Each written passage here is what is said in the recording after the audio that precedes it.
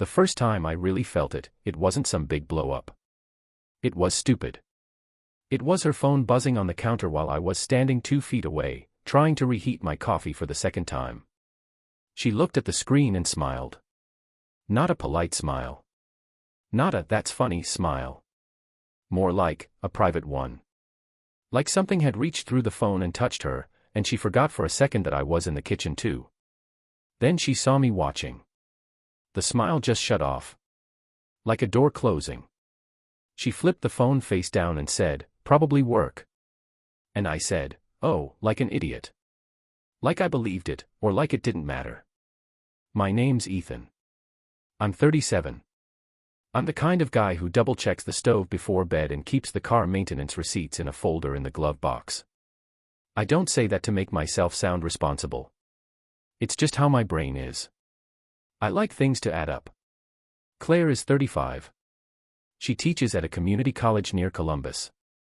Intro writing, mostly. She's always been good at that job because she actually listens. Like, really listens. People end up telling her stuff. Students, coworkers, random strangers at parties. She has this face where you feel safe talking. We've been together 11 years. Married 9. One kid, Noah, 7. He's this loud, sweet, messy little person who can't keep track of his shoes but can tell you the entire plot of a movie he saw once. He's the easiest part of my life. Our marriage. I mean, it was normal. Not Instagram normal. Real normal. We argued about dumb stuff like whose turn it was to pick up dog food, we don't even have a dog anymore, or why the pantry always looked like a tornado hit it. But mostly we just did life. Coffee. School drop-off. Work. Dinner. A show at night that we half-watched. Bed. And honestly, I trusted her. Like, I didn't think about trusting her. It was just there. I didn't monitor. I didn't check. I didn't even have the energy to be suspicious. If you asked me back then if Claire would ever cheat, I would have said no without even pausing. So that little phone smile thing should have been nothing. But it wasn't nothing. Over the next couple weeks, it was like the house had the same furniture, but everything was shifted an inch. You don't notice right away, then you keep bumping your knee on the coffee table and you're like, why is this happening? Claire started taking her phone with her everywhere. Bathroom. Laundry room. Even outside to get the mail, like the mailbox was going to DM her. She used to leave it around. On the couch. On the kitchen counter. Sometimes I'd grab it to check the weather if mine was dead. Normal married stuff. Then one night my phone was at like 2% and I picked up hers and it asked for her passcode. Fine. I typed the code I'd known forever and it didn't work. I just stared at it. The screen was bright in my hand. The TV was playing in the background. Claire was in the bathroom washing her face. When she came out, I said, casual, "Hey, did you change your code?" She didn't even pause. "Oh, yeah." It kept glitching. I reset it. "Okay," I said. And I meant okay. I didn't want to be weird about it. People change codes. Phones do glitch. Sometimes you reset things. But then later I thought, why didn't she tell me? Why wouldn't she just say, "Hey, I changed my code," like normal? Unless she didn't want me in there anymore. I told myself I was reading too much into it. I told myself, "Ethan, you're tired. Work's been a mess. Noah's been coughing for 3 weeks straight. You're just looking for a problem." Then her schedule shifted. Not huge at first. Just these texts that came in later than they used to. She used to call when she was leaving campus. Like, heading out, "Do we need anything?" And we'd talk for 2 minutes, nothing important. But it was a rhythm. A check-in. It meant we were part of each other's day. Now I'd get a text at 4:12 like, "Running late." No details. Just that. Or, "Meeting ran long." Or, "Student crisis." Student crisis was a real thing, to be fair. Claire has had students with serious stuff going on. Housing issues. Family issues. All kinds of things. And Claire is the kind of person who takes that home with her, mentally. So when she said, student crisis, I pictured her sitting in some office with bad fluorescent lights, trying to help somebody. So I didn't challenge it. I kind of admired it, honestly. I thought she was tired because she was doing the right thing. But she stopped telling me stories. That's what got me. Claire is a storyteller in little pieces. She'll say, this student wrote the weirdest intro, and then do a quick imitation and laugh, and I'll laugh too. Those little moments felt like us. Then it became, late tonight. That's all. Like I was just, the household she updated. Around that time, our neighbor Tanya made a comment that I didn't like. Tanya's early 40s, divorced, lives down the street. She's not nasty, but she's observant. She knows who's coming and going. She notices. I was rolling the trash bin out and she waved and said, Claire's been out a lot lately. I laughed like it was nothing. Yeah, end of semester. Tanya nodded slow, like she didn't totally buy it, and said, well. Everyone deserves to get out. I remember thinking, why would she say it like that? Like I was, the guy at home who didn't know something. That night I joked to Claire, Tanya's tracking your movements. Claire laughed but it was tight. Tanya needs a hobby. Then she kissed my cheek and said, you okay? I said, yeah, and I meant, sort of. I felt this low-level hum in my stomach. Like when you're about to get sick but you're trying to ignore it. A few nights after that, Claire fell asleep on the couch. Noah had been sick, again, and we were both worn out. The TV was on some stupid home renovation show. People arguing about countertops like it mattered. I was sitting there with a blanket and my laptop open, pretending to look at emails.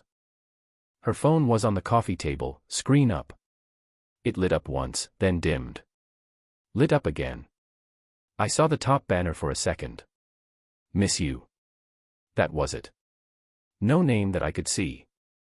Just that and a little heart. One of those clean, bright hearts that feels too intimate for a coworker. I froze. Literally froze. Like my body did not know what to do with that information. I didn't grab the phone. I didn't scroll. I didn't do anything. I just stared at the dark screen after it went dim and tried to make the words mean something else. Maybe it was her sister. Maybe it was Jen from work. Maybe it was a student, though miss you from a student would be weird, and Claire would have told me because it would be a, can you believe this, story. I sat there too long. My coffee was on the side table.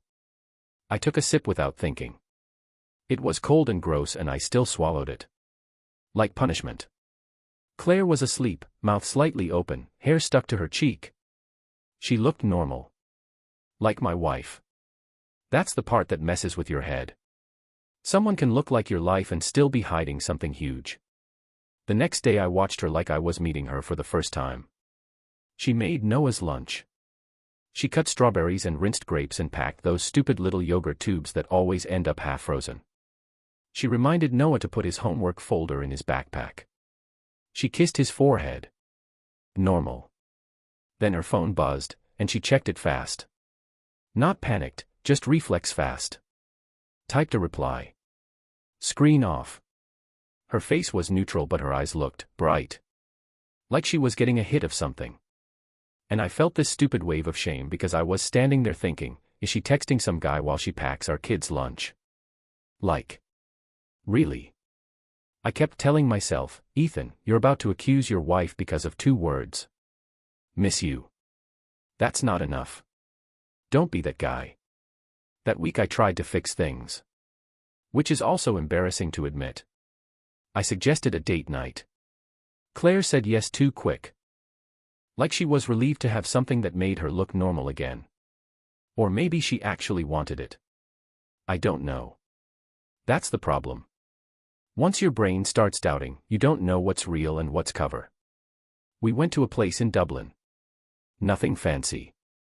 We split an appetizer. Claire wore jeans and a sweater, but she'd done her makeup in a way that looked intentional. Not heavy. Just effort. She wore perfume too. A sweeter smell I didn't recognize. It hit me when she leaned in to hug me, and I had this weird thought like, When did she buy that? Dinner was fine. Like, fine. We talked about Noah. We talked about my work. Claire nodded and smiled and asked questions, but it felt like she was half there. Like her attention was on something in her pocket. Then her phone buzzed. She didn't even try to be subtle. She slipped it into her lap under the table and looked down. Her thumb moved fast. One reply. Maybe two. Then she put it away and looked up like nothing happened. Sorry, she said. Work. I nodded. Yeah. Sure. My mouth was doing calm while my brain was doing math. When we got home, Noah was at my sister Melissa's house. Melissa's 39, practical, kind of blunt. She's not a gossip person, but she has eyes. She's been divorced, too, so she doesn't romanticize marriage the way I probably did. Melissa texted me a picture of Noah asleep on her couch with the dog's tail over his legs. It made me smile for real. Like, okay, at least something is simple. Claire went straight to the shower. The water ran longer than usual. I put leftovers into the fridge. I cleaned the kitchen twice, basically. Like wiping the same counter again was going to keep my head from going off the rails. That night, when Claire fell asleep, I got up and went to the office. I didn't go in there with a spy plan. I wasn't thinking, time to catch her. I was thinking, I need something solid so I don't destroy my marriage because my gut is anxious. The shared laptop was there. The one we use for bills. I opened it and saw the bank account already logged in. She must have checked it earlier. And there it was. 2 charges from a hotel downtown. Hampton. Not huge, but enough to make you stop breathing for a second. And not just one. 2 separate dates. Weekdays. I stared at the screen like it was going to glitch and fix itself. My hands didn't shake. I always imagined they would. They didn't. I felt still. Like my whole body got quiet because it didn't want to scare the truth away. I clicked the details. Same hotel, 2 different nights. A couple weeks apart. I thought about her late nights. The mixer. The meeting. I thought about how I'd told Noah, Mom's working hard, like it was something noble. I took screenshots and emailed them to myself. That felt gross. Like crossing a line. But I also knew, if I didn't, I'd talk myself out of it later. I'd forget. I'd pretend.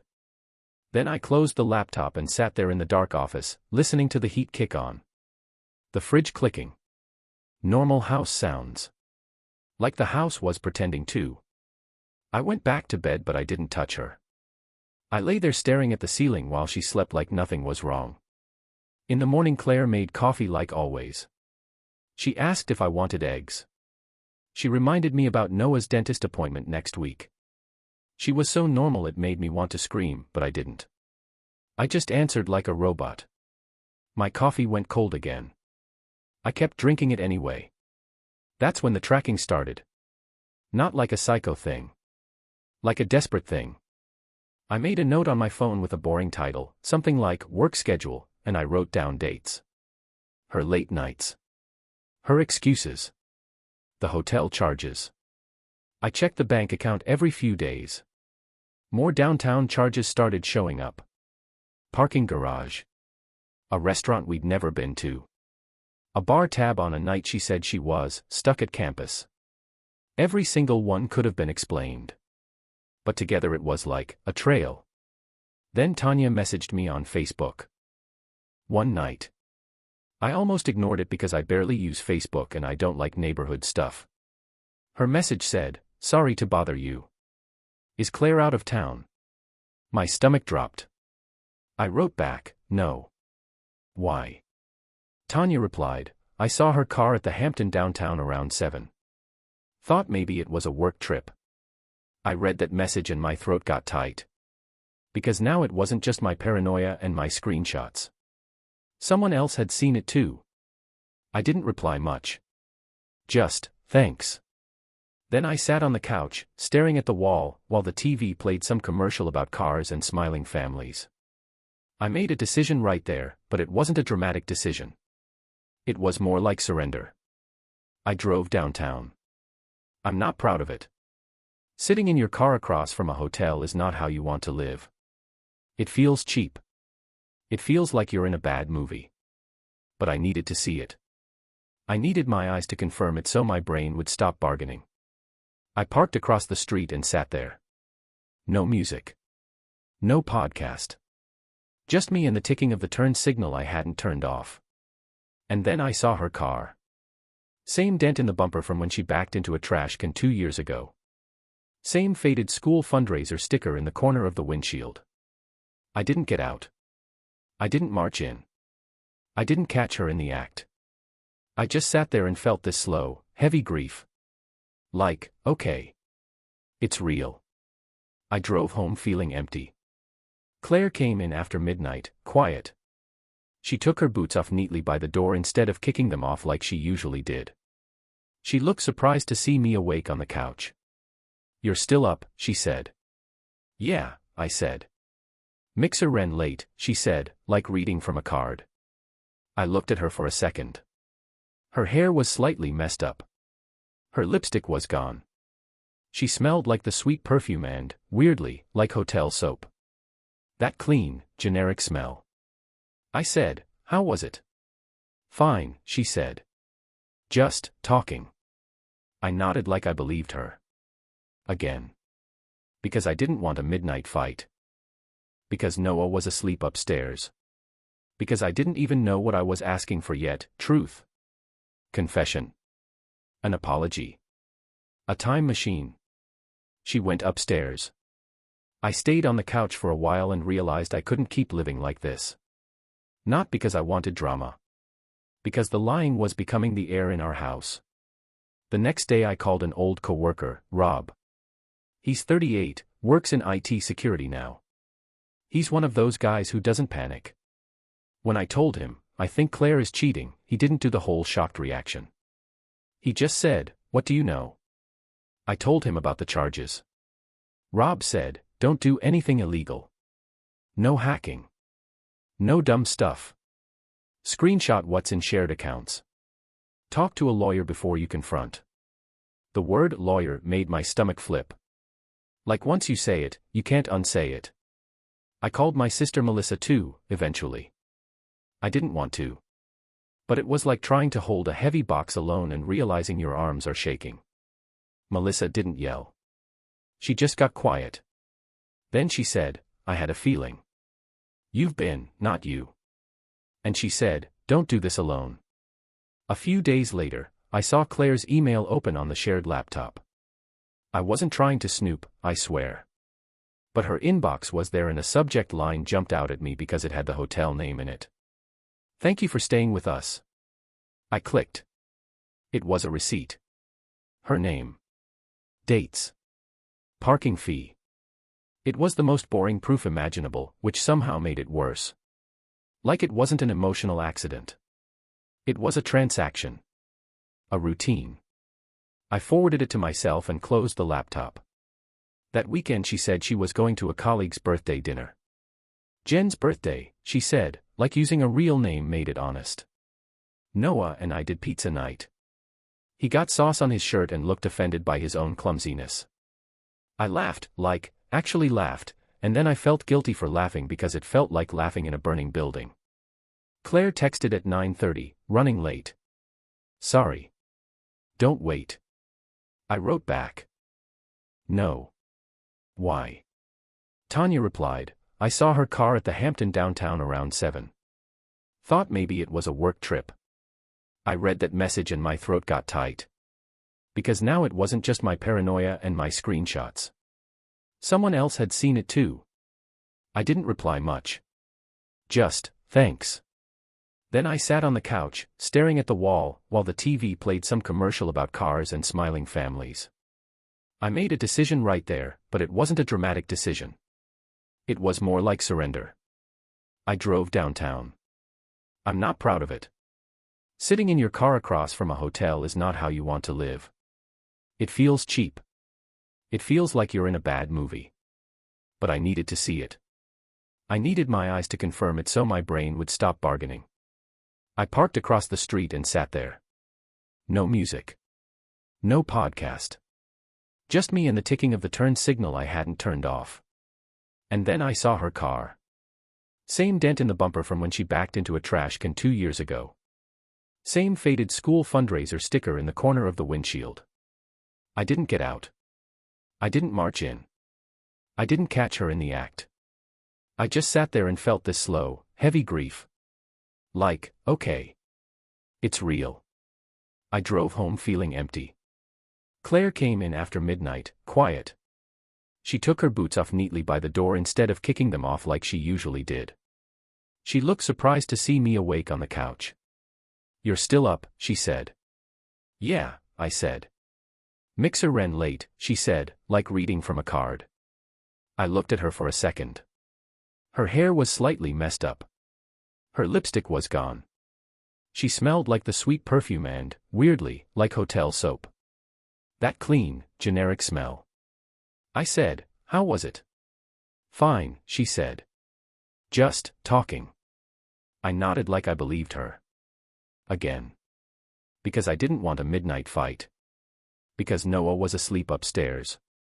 Because I didn't even know what I was asking for yet, truth. Confession. An apology. A time machine. She went upstairs. I stayed on the couch for a while and realized I couldn't keep living like this. Not because I wanted drama. Because the lying was becoming the air in our house. The next day I called an old coworker, Rob. He's 38, works in IT security now.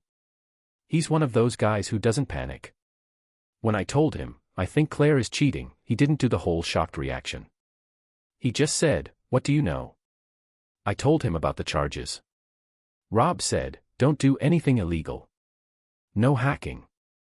No dumb stuff. Screenshot what's in shared accounts. Talk to a lawyer before you confront." The word lawyer made my stomach flip. Like once you say it, you can't unsay it. I called my sister Melissa too, eventually. I didn't want to. But it was like trying to hold a heavy box alone and realizing your arms are shaking. Melissa didn't yell. She just got quiet. Then she said, "I had a feeling. You've been, not you." And she said, "Don't do this alone." A few days later, I saw Claire's email open on the shared laptop. I wasn't trying to snoop, I swear. But her inbox was there and a subject line jumped out at me because it had the hotel name in it. "Thank you for staying with us." I clicked. It was a receipt. Her name. Dates. Parking fee. It was the most boring proof imaginable, which somehow made it worse. Like it wasn't an emotional accident. It was a transaction. A routine. I forwarded it to myself and closed the laptop. That weekend she said she was going to a colleague's birthday dinner. Jen's birthday, she said, like using a real name made it honest. Noah and I did pizza night. He got sauce on his shirt and looked offended by his own clumsiness.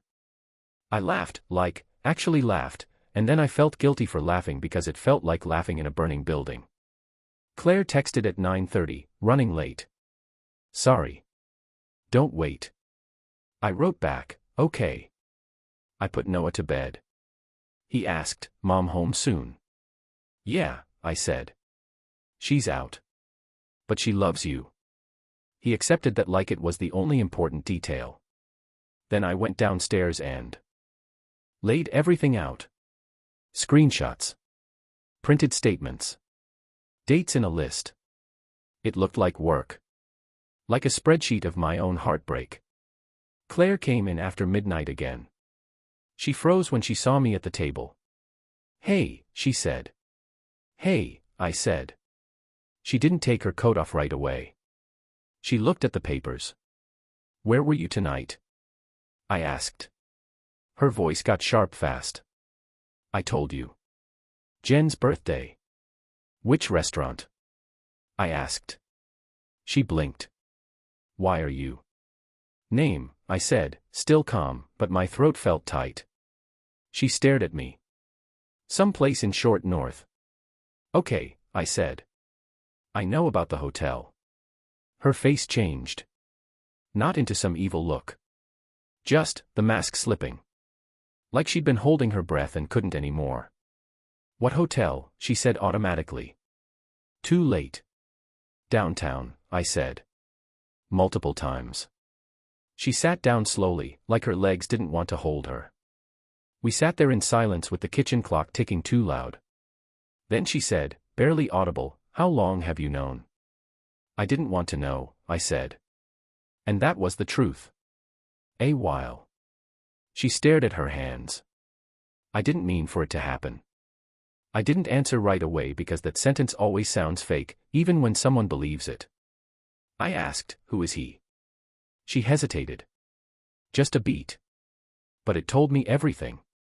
"Someone at work," I said. She nodded. "Mark," I said, and I don't even know why that name came out. Maybe because my brain had already picked him as the most likely. The too friendly guy from that campus event. Claire's eyes flicked up. "It's Mark," she whispered. "How long?" I asked. She swallowed. "Since October."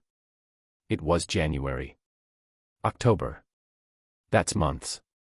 That's Thanksgiving. That's Christmas. That's Noah's birthday. My chest felt tight, but I kept my voice steady. "Is it still happening?" She didn't answer right away. I said, quieter, "Claire. Is it still happening?" She nodded once. Tears started, but she didn't make noise. Like she didn't want to wake Noah upstairs, or like she didn't want to admit it fully. I sat back in my chair and felt something in me go kind of cold. She said, "I've been feeling invisible." I almost laughed, not because it was funny, but because it was such a human excuse and also such a betrayal. Like her feelings had become permission. "I'm here," I said. My voice cracked a little. I hated that it cracked. "I've been here." "I know," she whispered. "I know you have." I asked, "Does he know about me?" "Yes," she said. That landed hard. Because it meant this wasn't confusion. This wasn't her getting swept up. This was choices. I said, "Okay. So what now?" Claire wiped her face with her sleeve like a kid. "I don't know what I want." I nodded. "I do." She looked up. "I want Noah protected," I said. "I want the truth. And I'm talking to a lawyer." She stared at me like the word was a slap. Then she said, very quietly, "You already did." I didn't deny it. "Yeah." There was a silence where you can hear the refrigerator hum and the house settling. The kind of silence you never forget. I said, "You're going to message him. Right now. In front of me. And then block him." Claire looked like she couldn't breathe for a second. "I can't just," she started. I didn't raise my voice. "Then we separate. Tonight." She stared at me for a long time. Then she pulled out her phone. Her hands were shaking. She typed slowly, stopped, looked up at me. "What do I say?" she whispered. "Say it's over," I said.